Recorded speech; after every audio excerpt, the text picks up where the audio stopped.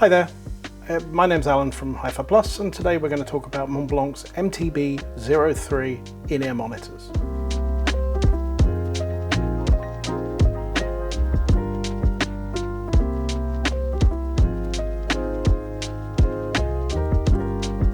Hi there, and let me start with an apology. I'm afraid you catch me in my Boxnasium, my room that I use for storage of audio equipment when it's going in and out of my listening room. The reason for this is very simple. If you're the keen-eyed will notice boxes, maybe even some new things behind me. The keen-eared may hear the sound of drilling and all sorts of things. We've got some building works.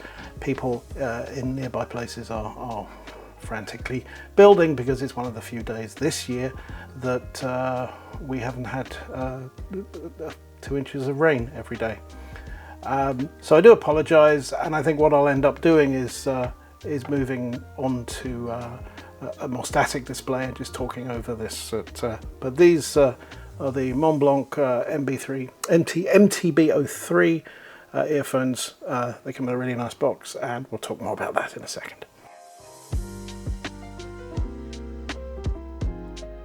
Let's have a closer look at the MTB 03 from Montblanc. First, I'd like to say that Montblanc loaned this to me for a brief period. They haven't ordered, they have neither paid for it, they have neither given it to me, nor have they had any chance to see this review in advance, so my thoughts are mine and mine alone. Montblanc, for those who don't know, was a company that began by making extremely good fountain pens. They were I think the first company to make a fountain pen that would not leak in the air age at altitude. So you knew that 1920s and 30s executives and diplomats could fly around without looking like, with a pen in their pocket, and not land and look like their nipples had scared a squid. And there's a line that I'll probably never say ever again. But moving on. Over the years, Montblanc has diversified. It has started making watches, leather goods, and more recently headphones and in-ear monitors. Its first headphone was the MB01, which is an over-ear travel headphone with noise cancelling, which is still in production. It's very good. Unfortunately for them, it happened to be launched in March 2020, just as travel headphones stopped being a thing for a couple of years. But it's still there, and it's still very good. Now, Montblanc, in this case, approached... they could have used their own engineers. They could have used engineers from within the Richemont group, most notably from Meridian Audio. But instead, they went with the experts. Montblanc spoke to Axel Grell, who used to be the chief headphones engineer of Sennheiser and is now with Grell Audio. And his design input was very strong in the MTB 03. Sorry, I just had a pause there. His imprinter is there. As such, they use a 7mm beryllium driver, a single driver in each ear. They use a Qualcomm's aptX adaptive tech. So it's Bluetooth 5.2. So it's very much it's a kind of a modern, useful design. It has built-in noise cancelling, and we'll talk about more about that later. It also connects with an app for iPhone or Android, which is called Montblanc Sound, and we'll talk about that a little later too. So let's really look at the let's do this like a spaghetti western and look at the good, the bad, and the ugly.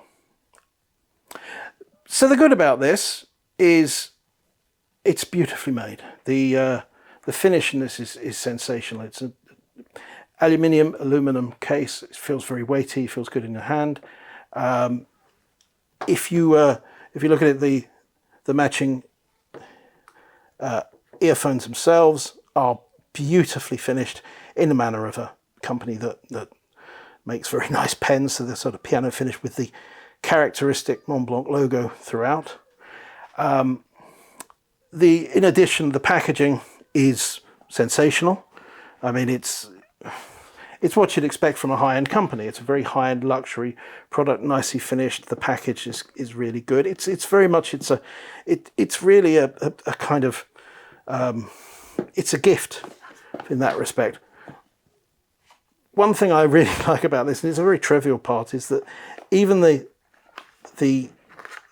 USB-C cable includes branding from Montblanc itself, which is a little touch, but it's a clever one all the same. Staying with the good, I think one of the great things about this is that it's Montblanc didn't just ask for a generic in-ear monitor. They wanted a very much a Montblanc sound.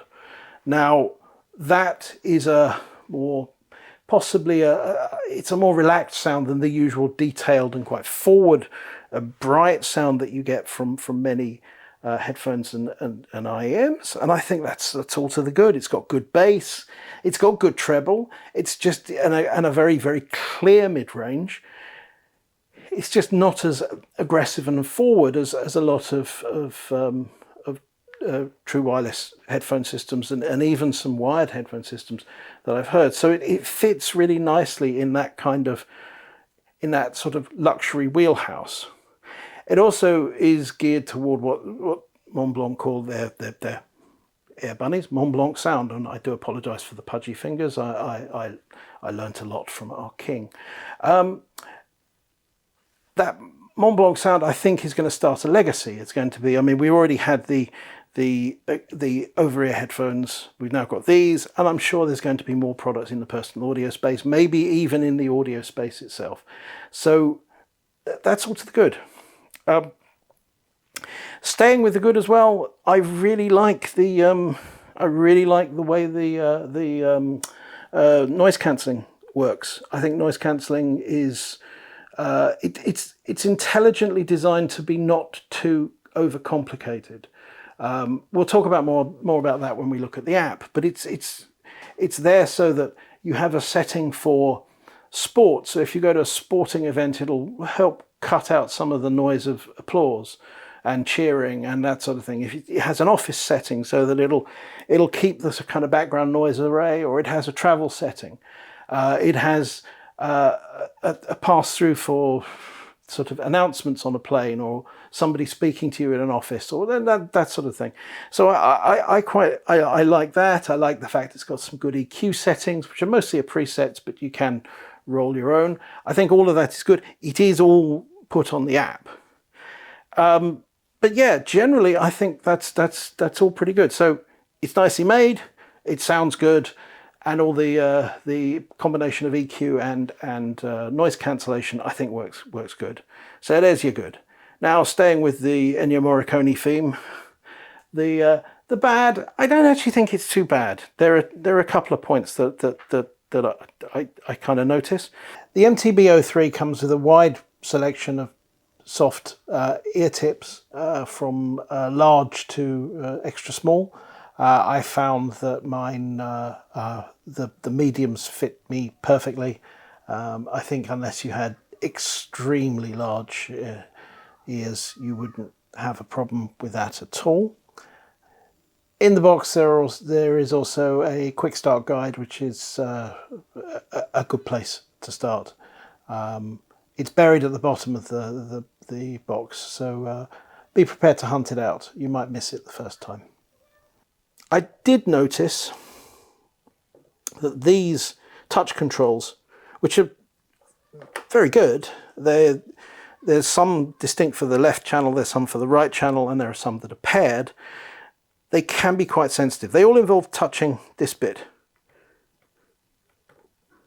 And it is quite easy to, one touch turns, mutes or plays the music. One touch, two touches does something else, three touches. What you can find is it's quite easy to trigger it. A little over easy. I would like it a little more of a, almost, it's not a push, it's a sensitive, it's a little oversensitive in my opinion. Nothing too much, and I think it's also something that familiarity will get better so you'll learn from it. The level of charge is okay. You have 12 hours of charge with the 6 hours in the buds, so you've got 18 hours in total. You can charge it quite quickly with a USB-C. It'll take a full charge in about 90 minutes. And if you have a 15-minute charge, it'll give you 100 minutes of extra music. So it's not bad, but I mean, there are other devices at this price that will, well, there are other devices that will provide a larger charge in the same space. And I mentioned price, and I think that's one of the last things that I think has is a little is interesting. These are £345, or I think it's $449. Now, for a true wireless headphone system, that is quite a lot of money. It's a good product, and I don't think anyone would decry that. But it's still, from an outside point of view, that's quite a premium. Now, I'll temper that by pointing majestically to that. And I think that changes everything, because I think the people who are buying this is not going to be somebody's first Montblanc rodeo. The guy who buys this has probably already got a pen. He's probably already got a Montblanc pen. He's probably already got a Montblanc watch. He's probably already got quite a bit of Montblanc leather goods. So the person who buys this is already used to that logo and is already used to the price premium that logo creates, and is wanting something that lives in the Montblanc space. And for that, this works perfectly. That will be something where this doesn't, if you don't do that, if you have I have a Parker 51, I have a Tudor watch, I have a bag from the guys who make Swiss Army knives, Victorinox. So I'm not really in the Montblanc wheelhouse, but I respect what they're doing, and I think people who are in that Montblanc wheelhouse will buy this for that. Fortunately, what they're also getting is something that sounds good, and I think that's an important consideration. So I said the good and the bad, and I suppose if we're going to talk about it, there is the ugly. Now, I'm not sure about this, whether this is something that's a problem that I'll be honest, a problem that either I've created or a problem that's unique to this. As I said, I haven't spoken to Montblanc about it, but I've noticed that with these, you can take them out of your ears and put them back in the box, and your phone will still think that you're connected.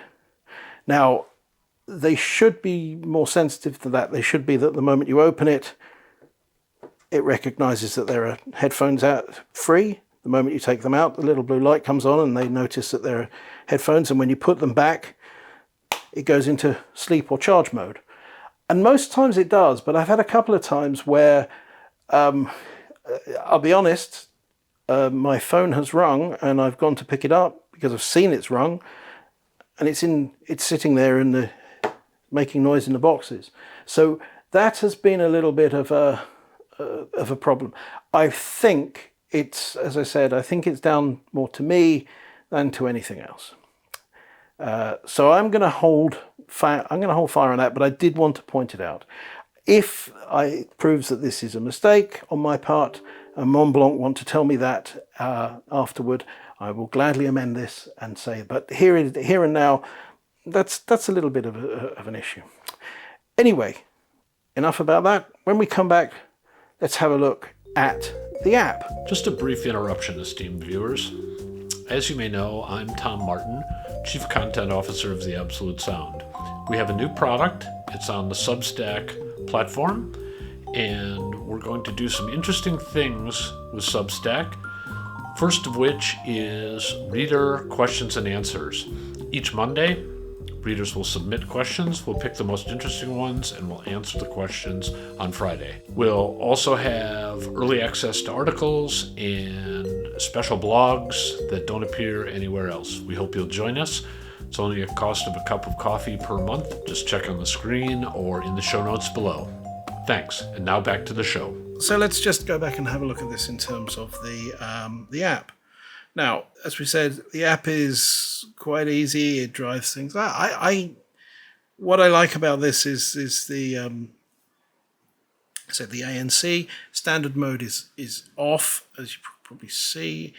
In live mode, we have 3 different settings. This is allows you to, as it says, live mode allows you to perceive ambient noises, which can be useful in some situations, e.g. during important announcements at the airport or on the train. The microphone built into your headphones can actively pick up the ambient noise so that you can hear it well. And we have 3 settings. There's voice focus, which is good for if you're in an office and somebody wants to talk to you, you can cut out the noise cancellation and hear them. Attention does the same for announcements in planes and trains and presumably automobiles, but I wouldn't wear them while driving. Wouldn't wear any headphones or earphones while driving. If you're being driven, that's different. Environment is the same with the world around you. Let's look at the noise cancellation options. We have 3 basic ones. It defaults, by the way, it defaults to attention and travel. Travel is, as you might expect, stop that. Travel lets you shut off. It says ANC lets you shut off and focus when listening to your audio, as we counter external noises, e.g. airplane engines.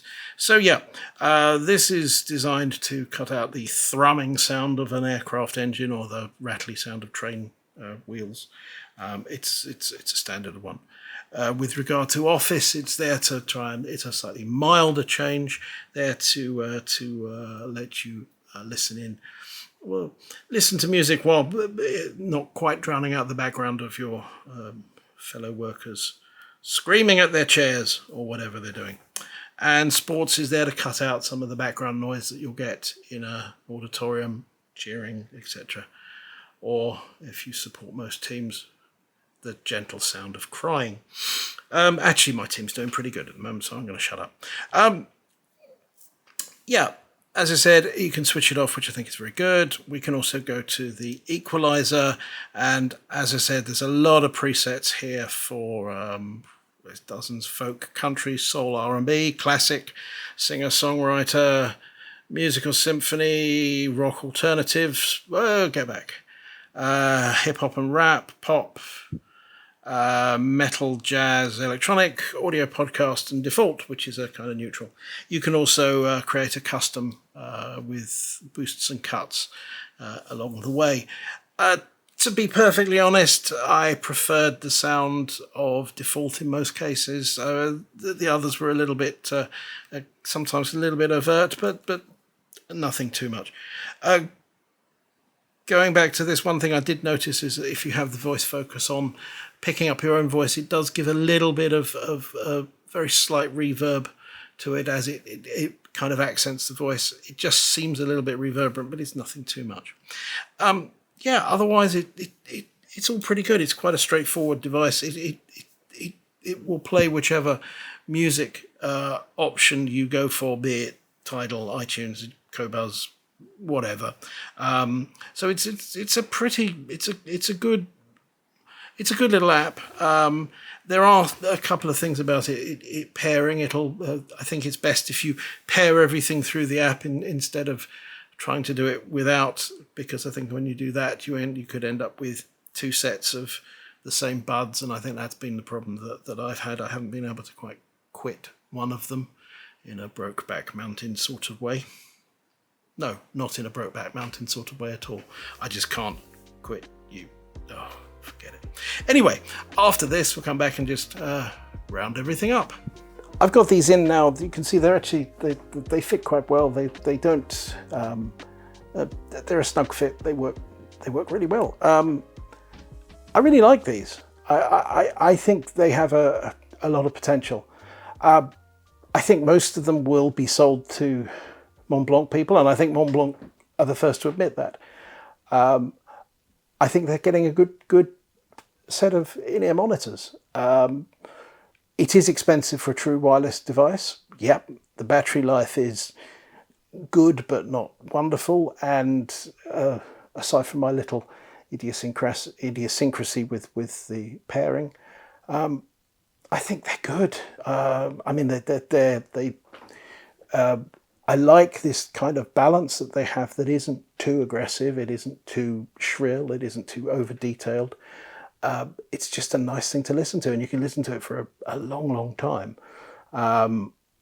I mean, the battery life obviously then means you're not going to listen to them for 18 hours on a stretch, because if you are, then you're special. And I think you need more than just these. You need help if you're listening in 18 hours in one stretch. But I think these are really fine. I enjoy what they do. I'm happy to recommend them. I'm sad to see them go. What's not to like? The packaging's good. These are, if you have a Montblanc fan in your family, this is their Christmas present. If you are that Montblanc fan, this is your present to yourself. Enjoy them, and thanks for watching.